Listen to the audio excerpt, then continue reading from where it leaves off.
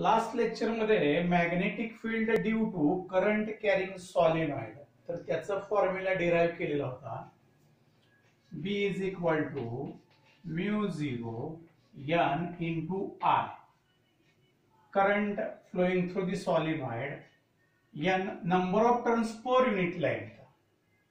आता हे सॉलिनॉइड जर आपण बेंड केलं आणि त्याची सर्क्युलर आर्क फॉर्म केली तर हे जे फॉर्म होतं याला म्हणायचं टोरॉइड.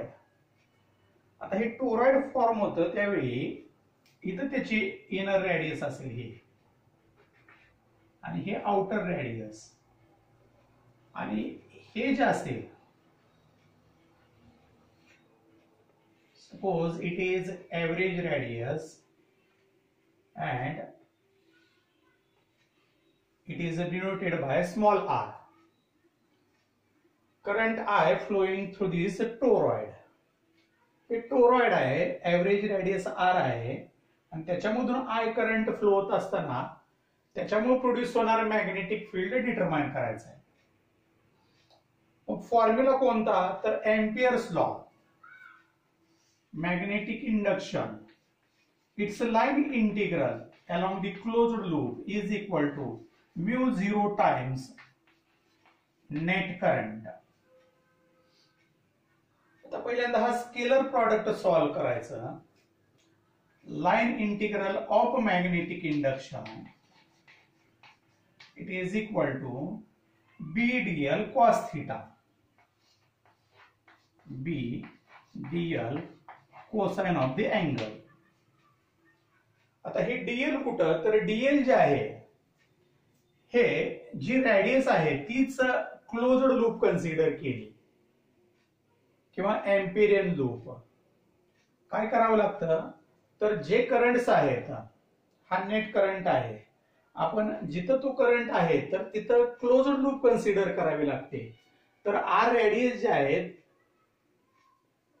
तेच सर्कल कन्सिडर केलं क्लोज्ड लूप किंवा एम्पिरियन लूप आणि मग त्या क्लोज्ड लूप मध्ये स्मॉल एलिमेंट जर डीएल असेल हे डीएल एलिमेंट किंवा ही क्लोज्ड लूप डिवाइड केली नंबर ऑफ एलिमेंट्स मध्ये आणि मग मॅग्नेटिक इंडक्शनचं लाईन इंटिग्रल घेतलं, हे सॉल्व्ह केलं बी डीएल कॉस थिटा. आता मॅग्नेटिक इंडक्शन जे आहे पाठीमागच्या पॉइंट मध्ये हे सॉलिनॉइड याच्यामुळे असणार मॅग्नेटिक फील्ड कसं असतं या पद्धतीने असेल. मॅग्नेटिक फील्ड म्हणजे अलॉंग दी रेडियस मॅग्नेटिक इंडक्शनची डायरेक्शन जी आहे हे या डायरेक्शनला म्हणजे towards horizontal direction through the centre म्हणजे या डायरेक्शनला मॅग्नेटिक फील्ड आहे.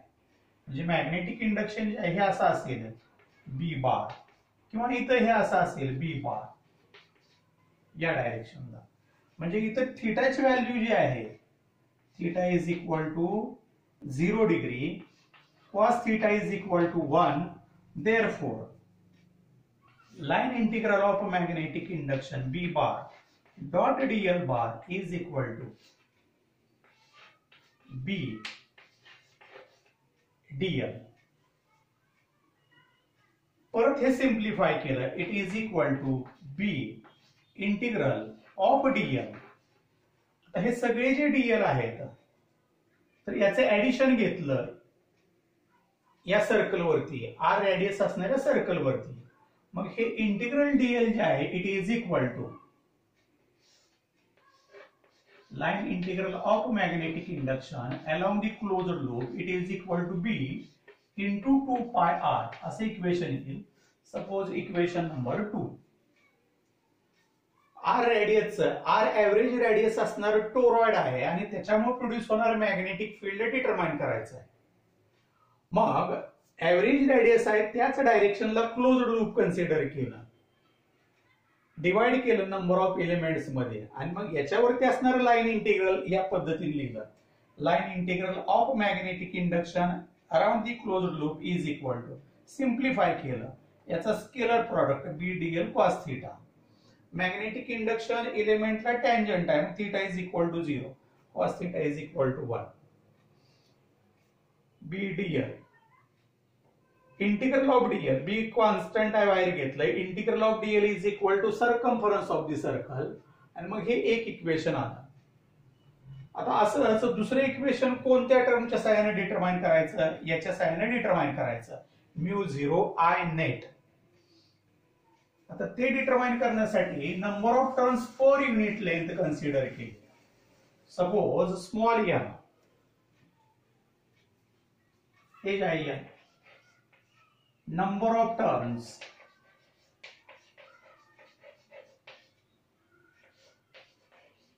पर युनिट लेंथ. मग आता एकूण जे आहे क्लोज्ड लूप त्याची असणारी लेंथ किती आहे तर 2 पाय आर आहे. मग त्याच्यामध्ये असणारे number of turns unit length आणि याने मल्टिप्लाय केलं, मग त्या सर्कम्फरन्स मध्ये असणारे एकूण नंबर ऑफ टर्न्स मिळाले. आणि इथं त्या क्लोज्ड लूप मध्ये प्रत्येक ठिकाणी समजा हा इनवर्ड डायरेक्शनला हा करंट इनवर्ड इनवर्ड इनवर्ड हे नंबर ऑफ करंट्स आहेत. आणि मग त्याला जर मल्टिप्लाय केलं आपण करंटनं तर ही जी व्हॅल्यू मिळाली it is equal to net current. म्हणजे हा फॅक्टर महत्वाचा आहे हे डिटरमाइन करणं. आय नेट किती तर करंटची व्हॅल्यू 1 आहे, आय करंटची व्हॅल्यू आहे. मात्र त्या क्लोज्ड लूप मध्ये इनवर्ड डायरेक्शनला असणारे करंट्स जे आहेत हे किती आहेत नंबर ऑफ करंट्स आहेत. मग त्या नंबर ऑफ करंटच्या सहाय्याने आय नेट डिटरमाइन करायचं असेल तर एकूण नंबर ऑफ करंट्स डिटरमाइन करावे लागतील. एकूण number of turns N number of turns per unit length, मग 2 पाय आर लेंथ मध्ये असणारे नंबर ऑफ टर्न्स आणि त्याच्यामधून फ्लो होणारा करंट आय नेट. आणि परत हे इक्वेशन लिहिलं according to Ampere's law line integral of magnetic induction it is equal to mu zero I net it is equal to mu 0 into n into 2 pi r multiplied by I. Suppose equation number 2 हे दोन नंबरचे equation आहे. आणि मग equation number 1 equation number 2 equate केल्यानंतर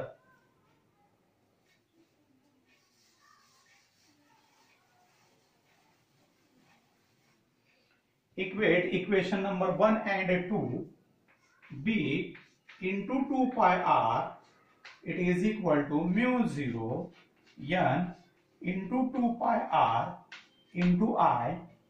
2 pi r cancel झालं, b equal to mu 0 n I. Solenoid साठी solenoid मुळे प्रोड्यूस होणारे मॅग्नेटिक फील्ड जे आहे तर त्याला सिमिलर असं इक्वेशन मिळालं. दोन पद्धतीनं म्हणजे ज्या दोन लेफ्ट साइड जे आहे आणि राईट साइड जी आहे ही कशी सॉल्व्ह करायची, हा स्केलर प्रॉडक्ट घ्यायचा आणि जो इलेमेंट असेल किंवा ही क्लोज्ड लूप असेल त्याला मॅग्नेटिक इंडक्शन कसं आहे बघायचं. टॅन्जेन्शियल असेल cos theta is equal to 1 येतं आणि बी डीएल त्याच्यामध्ये डीएल चे इंटिग्रल घेतल्यानंतर ते 2 पाय आर येतं. मग बी into 2 pi R equation number 1. परत हे एम्पियर्स लॉच्या सहाय्याने सॉल्व्ह करायचं. म्यू 0 आय नेट एकूण तिथे किती करंट्स आहेत तर त्याच्यासाठी number of turns per unit length किती, 2 पाय आर लेंथ मध्ये असणारे नंबर ऑफ टर्न्स किती आणि मग त्याच्यामधून फ्लो होणारा करंट म्हणजे I net. B DL is equal to mu 0 I net mu 0 N 2 pi R into I. Equation number 1 equation number 2 equate केलं 2 pi R B is equal to mu 0 N I. या पद्धतीनं हा formula derive करायचा. Magnetic field due to toroid. आणखी एक पाठीमागचा point explanation मध्ये राहिलेला आहे. Force between 2 straight conductors straight current carrying conductors.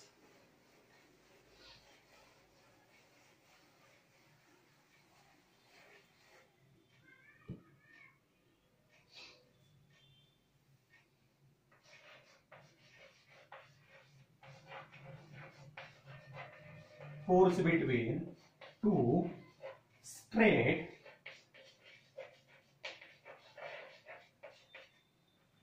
current carrying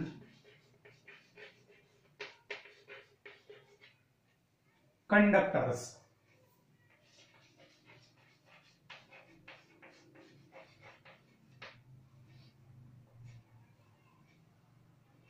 Now consider two conductors carry currents in same direction. Suppose I1, I2 and are separated by small distance d. पॉइंटचं नाव काय? Force between two straight current carrying conductors. आता ते current carrying conductor जे आहेत हे parallel consider करायचे आहेत. हे दोन करंट कॅरिंग कंडक्टर्स पॅरलल आणि दोन्ही मधून फ्लो होणारा करंट जो आहे I1, I2. आता ते दोन करंट जे आहेत ते एकाच डायरेक्शनला आहेत. आता मग याच्यामुळे प्रोड्यूस होणार मॅग्नेटिक फील्ड इथं magnetic induction B1 is equal to μ0 I1 divided by 2 pi d. Magnetic field produced by this current carrying conductor at this conductor. आता using right hand rule याची डायरेक्शन पण आपल्याला डिटरमाइन करता येते. म्हणजे हा कंडक्टर आहे समजा, हे असं पकडलं तर बोटांची दिशा इनवर्ड डायरेक्शनला राहते. म्हणजे ही perpendicular to the plane of figure inwards ही अशी मॅग्नेटिक इंडक्शनची डायरेक्शन राहते.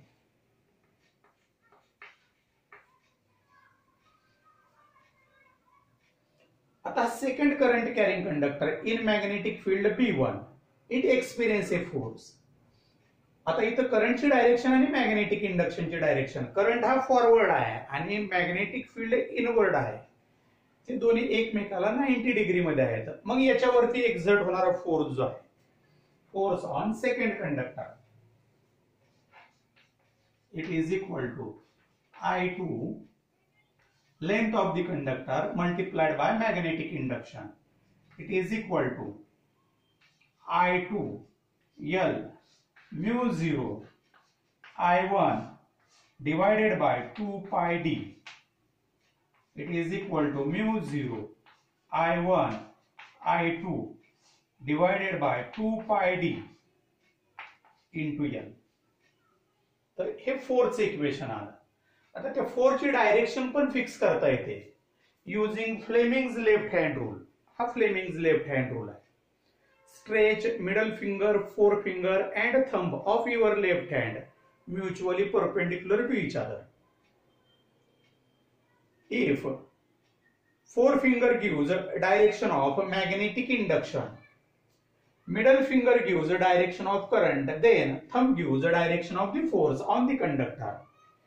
ही डायरेक्शन जी आहे ही करंट साठी आहे, ही डायरेक्शन मॅग्नेटिक इंडक्शन साठी आहे आणि ही डायरेक्शन जी आहे ही फोर्स साठी आहे. म्हणजे एखाद्या करंट कॅरिंग कंडक्टर मध्ये ही डायरेक्शन जर करंटची असेल, ही डायरेक्शन त्याच्यावरती ऍक्ट होणार मॅग्नेटिक फील्डची असेल तर या डायरेक्शनला फोर्स एक्झर्ट होतो. म्हणजे हे जर असं पकडलं तर थंब जो आहे हा अपवर्ड डायरेक्शनला, मग या डायरेक्शनला towards first conductor, force on the second conductor. आता हीच प्रोसिजर कशासाठी अप्लाय करायची, सेम प्रोसिजर. तर याच्यामुळे इथं प्रोड्यूस होणारे magnetic induction B2 is equal to μ0 I2 divided by 2 pi d. आता हे जे मॅग्नेटिक इंडक्शन आहे हे बघा, राईट हँड आपण हे उजव्या हातामध्ये पकडलं, बोटांची दिशा जी आहे आउटवर्ड डायरेक्शन, मग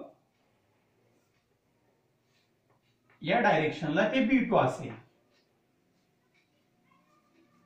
आणि मग या मॅग्नेटिक फील्ड मुळे हा current carrying conductor in magnetic field B2 it experience a force on first conductor F1 is equal to I1 L. हा B2 मॅग्नेटिक फील्ड मध्ये आहे. सिंप्लिफाय केला F1 is equal to I1 L value of B2 μ0 I2 divided by 2 pi d.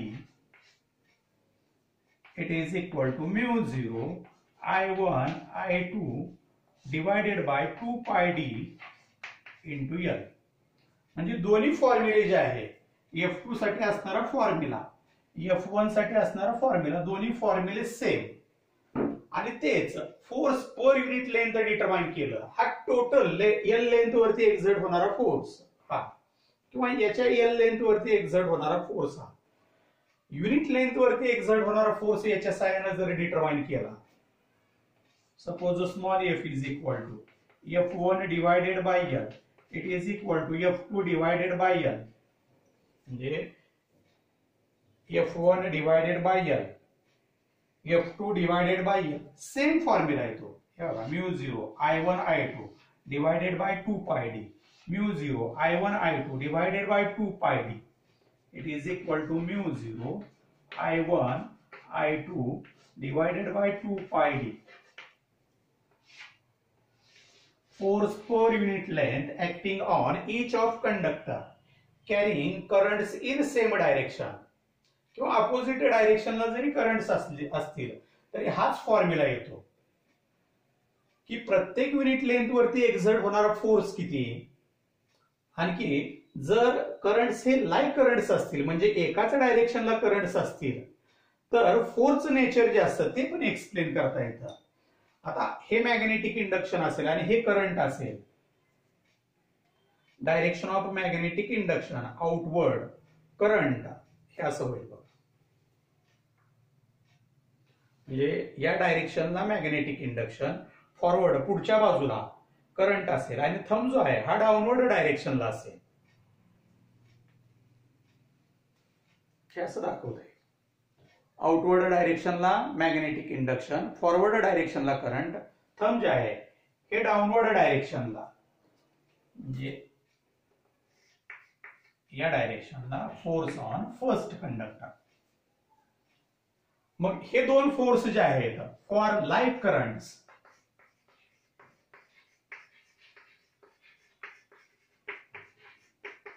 the forces are attractive. त्या दोन conductors मध्ये असणारे force जे आहेत किंवा त्या दोन कंडक्टर्स मध्ये अट्रॅक्शन असेल.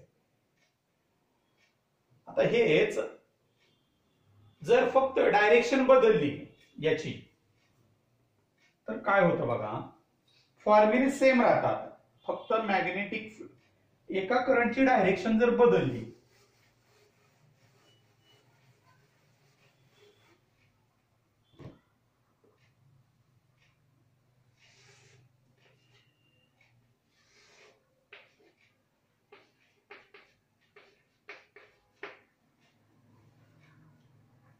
याच्यामुळं इथं प्रोड्यूस होतं sorry current in opposite direction.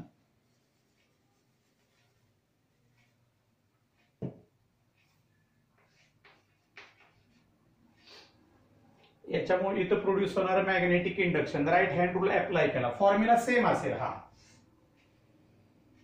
Magnetic induction हे इनवर्ड डायरेक्शनला असेल. याच्यावरती जो एक्झर्ट झाला फोर्स सेम फॉर्म्युला असेल, त्याच्यामध्ये बदल येत नाही. मात्र करंटची डायरेक्शन बदलली. मग करंटची डायरेक्शन बदलल्यानंतर हे असं झालं. Magnetic induction inward, current backward direction, thumb जो आहे इन डाऊनवर्ड डायरेक्शन. या डायरेक्शनला फोर्स एक्झर्ट होईल, फोर्स ऑन सेकंड कंडक्टर. हा तेच करंट. आता हे मॅग्नेटिक इंडक्टर हे करंटची डायरेक्शन आणि मग मॅग्नेटिक फील्डची डायरेक्शन ही इनवर्ड राहणार B2. Magnetic field produced due to second current B2, B1, B2 हे मॅग्नेटिक फील्ड. करंट सेम आहे, डिस्टन्स सेम, मग मॅग्नेटिक सेम फील्ड सेम असेल. परत त्याच्यावरती एक्झर्ट होणारा force F1 is equal to same असेल, व्हॅल्यू सेम आहेत, हे सेम फॉर्म्युला आहेत. मात्र आता इथं मॅग्नेटिक इंडक्शनची डायरेक्शन बदलली. Magnetic induction inward, current forward हे असं होतं. मॅग्नेटिक इंडक्शन इनवर्ड, करंट जो आहे फॉरवर्ड डायरेक्शनला आणि मग थंब जो आहे हे upward डायरेक्शनला.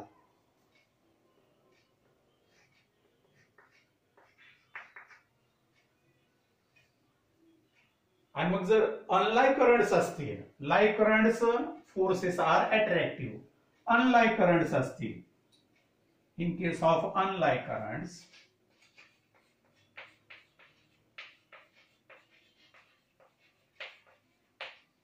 the force between two conductors repulsive.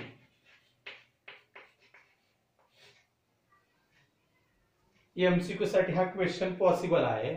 If two straight parallel conductors carrying currents in same direction, the force between these two conductors, it will be attractive. Two straight parallel conductors carrying unlike currents, force is a repulsive force. Force per unit length acting on each of conductor, it is equal to force per length mu 0 I1 I2 divided by 2 pi d.